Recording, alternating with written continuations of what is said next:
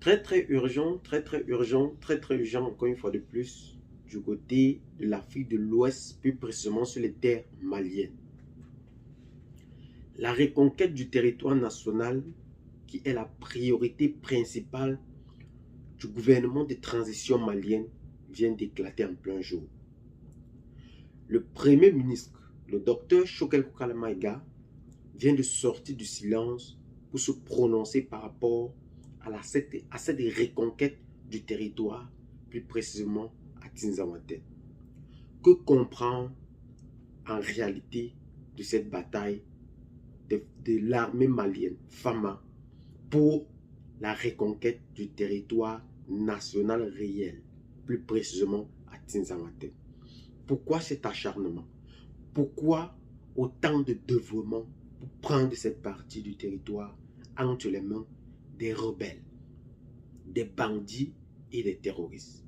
Je m'en vais donc, où je vous invite à écouter attentivement le docteur Premier ministre Choguel Kokala Maïga pour plus de précision, et nous reviendrons pour plus de détails. Les Maliens se sont organisés pour dire qu'ils n'en peuvent plus. Ils ne peuvent plus continuer. Nos soldats mouraient par milliers. Le terrorisme qui était confiné au nord du Mali, au bout de 7 ans, il a pris 80% du territoire. Il n'était pas au Bénin, au Burkina Faso, disons. Il n'était pas au Niger en 2013, lorsque l'opération Serval est intervenue. En 2020, 80% du territoire malien était occupé par les terroristes. Le Burkina, occupé par les terroristes. Le Niger, occupé par les terroristes. Des incursions depuis 2019 au nord du Togo, au nord du Bénin, avec même des attaques sporadiques depuis 2017-2018 en Côte d'Ivoire à Grand Bassam.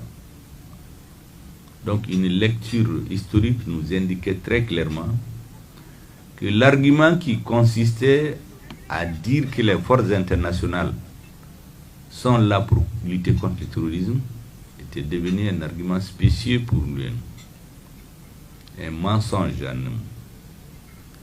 On ne peut pas combattre une maladie qui vous a pris l'oreille.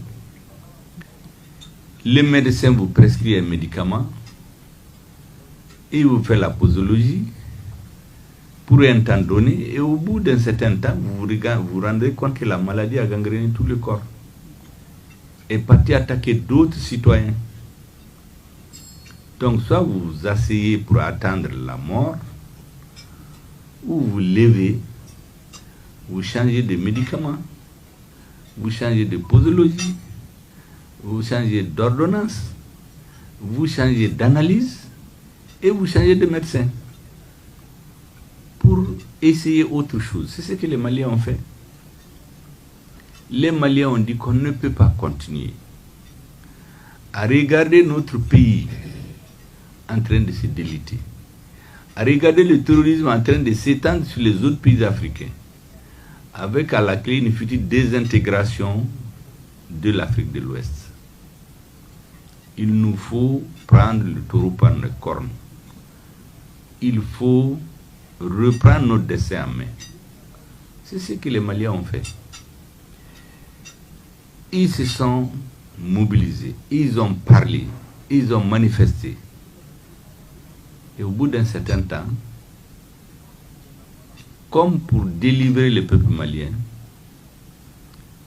certains membres des forces armées et de sécurité du Mali sont venus au secours pour arrêter la dérive.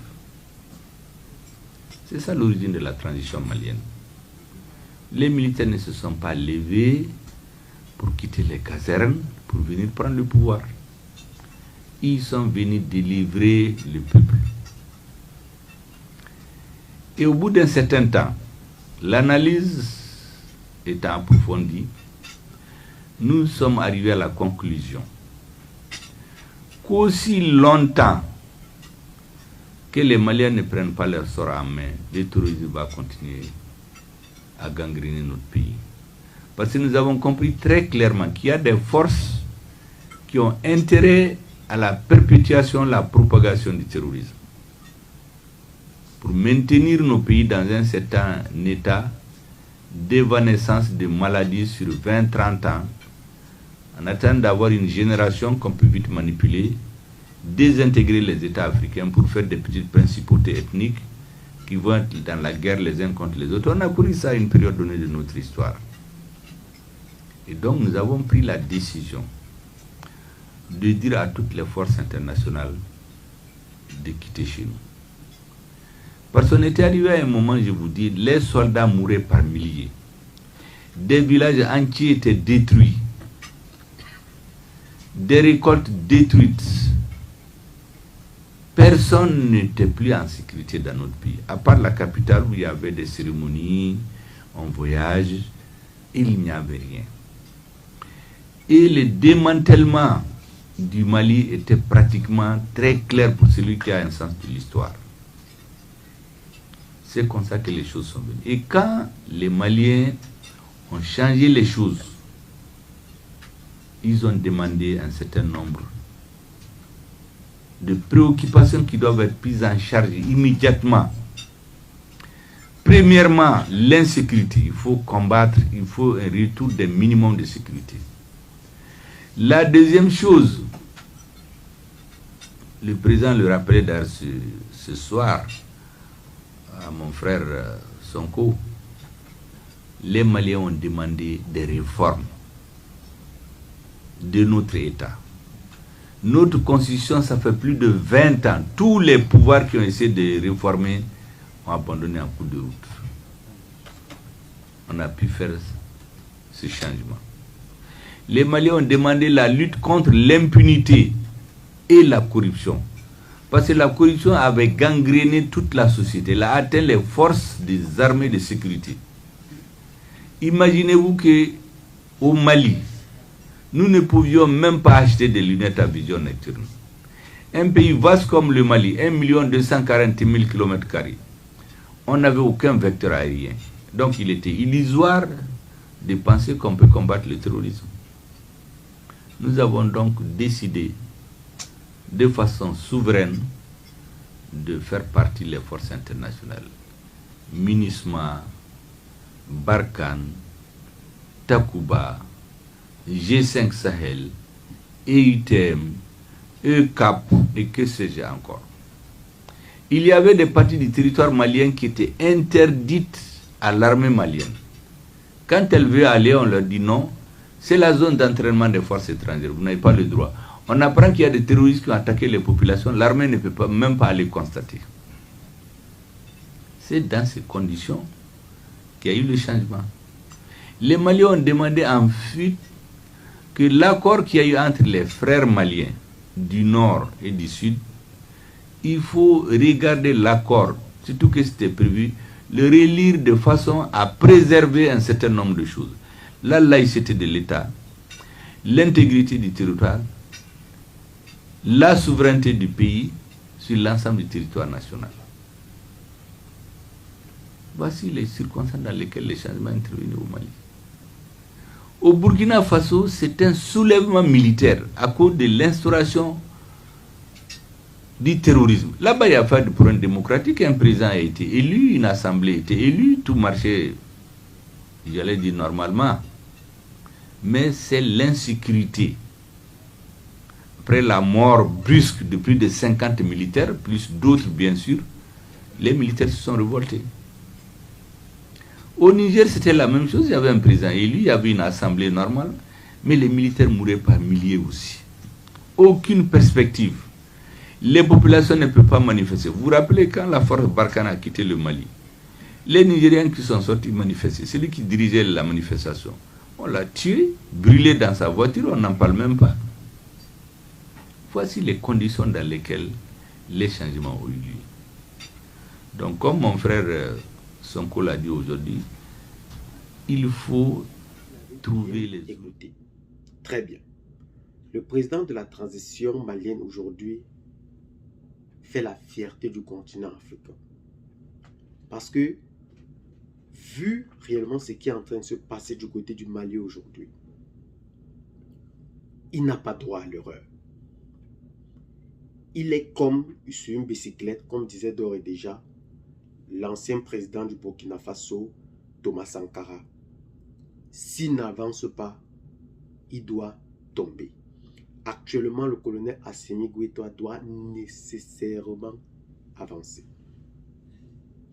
Si vous l'avez constaté, le Mali aujourd'hui a bien pris le temps de réfléchir par rapport à la coopération militaire avec la France.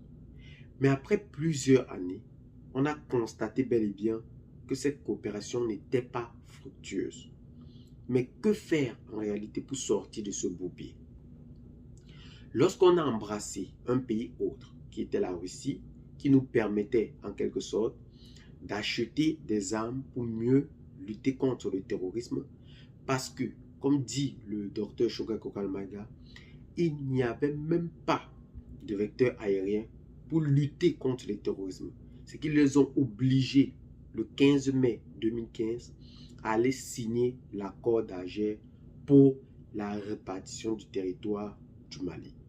Mais aujourd'hui, l'armée malienne est plus qu'avertie et plus qu'équipée à travers une autre coopération qui aujourd'hui fait la fierté du peuple malien. Plusieurs personnes disent que c'est quitter un maître pour aller embrasser un autre maître. Mais en réalité, y a-t-il pas progression dans le déplacement exactement de la politique militaire et économique du peuple malien aujourd'hui? Ça, c'est la cause première. Est-ce que aujourd'hui, avec la Russie, est-ce qu'aujourd'hui, avec la Chine, est-ce qu'aujourd'hui, avec la Turquie, est-ce qu'aujourd'hui, avec plusieurs autres puissances militaires mondiales ou autres puissances économiques mondiales, le Mali parvient-il réellement aujourd'hui à atteindre ses objectifs au fait, ou du moins peut-il parvenir à atteindre ses objectifs avec cette nouvelle coopération?